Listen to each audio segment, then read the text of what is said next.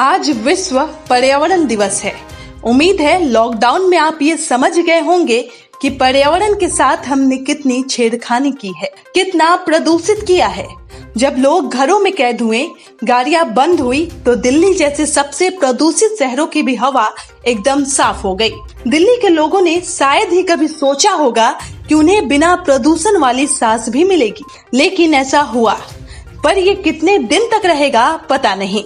लोग स्वच्छ वातावरण की चाहत में अपने घर को अब ग्रीन होम में बदलने लगे हैं। ग्रीन होम के जरिए अब जरूरी ऊर्जा प्रकृति से पूरी करने की न सिर्फ कोशिश हो रही है, बल्कि अब ये हकीकत बन चुका है। ग्रीन घरों का मतलब ऐसे घर जहां हम प्रकृति जैसा वातावरण बना सके, उसी के बीच रहे और हवा, पानी और सूरज के साथ अपने घर में क्रिएट प्रकृति से पानी, ऊर्जा और अन्य जरूरतों को पूरी कर सके। ऐसे घरों में छतों को हरा भरा करने के साथ बरसात के पानी को स्टोर करने, सोलर पैनल के जरिए बिजली पैदा करने पर जोर दिया जा रहा है। ग्रीन बिल्डिंग में बिजली, पानी और अन्य संसाधनों की खपत एक आम बिल्डिंग से कम होती है। बिजली और पानी की खपत कम करने के लिए फ्लाई एश से बनी ईंटों का इस्तेमाल, high energy conservation lamp, water recycling और रेन वाटर हार्वेस्टिंग जैसे फीचर का इस्तेमाल किया जा रहा है। क्यों चाहिए हरी भरी छतें और बिल्डिंग्स? भारत दुनिया का 5वां बड़ा कार्बन उत्सर्जक देश है। देश बड़े पैमाने पर बिजली संकट का सामना कर रहा है, जो समय आने के साथ और बढ़ेगा।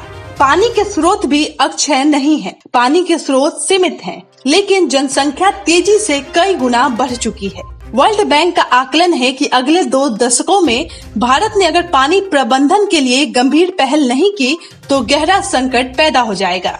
हमारे बड़े शहरों में वायु प्रदूषण भी एक बड़ी समस्या है। बड़े शहरों में जमीन खत्म हो चुकी है। लोगों को कंक्रीट के जंगल में ताजी हवा तक नसीब नहीं होती। बरसात का पानी व्यर्थ चला जाता है। हम इसका कोई उपयोग नहीं कर पाते। क्या होना चाहिए? देश में ग्रीन नॉर्म्स का पालन खासकर नई बिल्डिंग्स में अनिवार्य कर देना चाहिए। यानी नए भवन ग्रीन हो और उनकी छतों पर लॉन या पार्क विकसित किए जाए। ऊंची इमारतों में इसका पालन एकदम अनिवार्य कर देना चाहिए।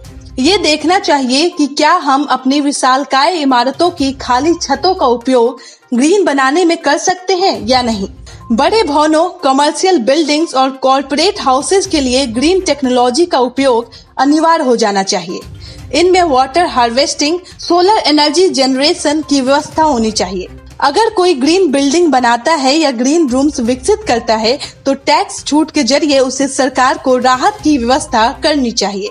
बड़े बिल्डिंग के लिए नई परियोजनाओं में कुछ हद तक इसके पालन को अनिवार्य किया जाना चाहिए। ग्रीन बिल्डिंग के क्या फायदे हैं? 20 से 30% तक ऊर्जा की बचत संभव है।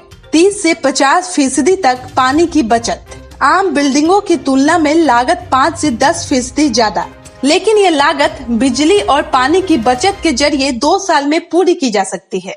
देश में 2 संस्थान ग्रीन बिल्डिंग की रेटिंग देती हैं। पहली है इंडियन ग्रीन बिल्डिंग काउंसिल और दूसरा green rating for integrated habitat assessment. ये एजेंसियां बिल्डिंग का डिजाइन, निर्माण सामग्री, ऊर्जा दक्षता, वेंटिलेशन, प्रकाश व्यवस्था, पानी और कचरा प्रबंध जैसे मानकों का गहन अध्ययन करती हैं। इसके बाद प्रोजेक्ट को ग्रीन बिल्डिंग की रेटिंग देती हैं।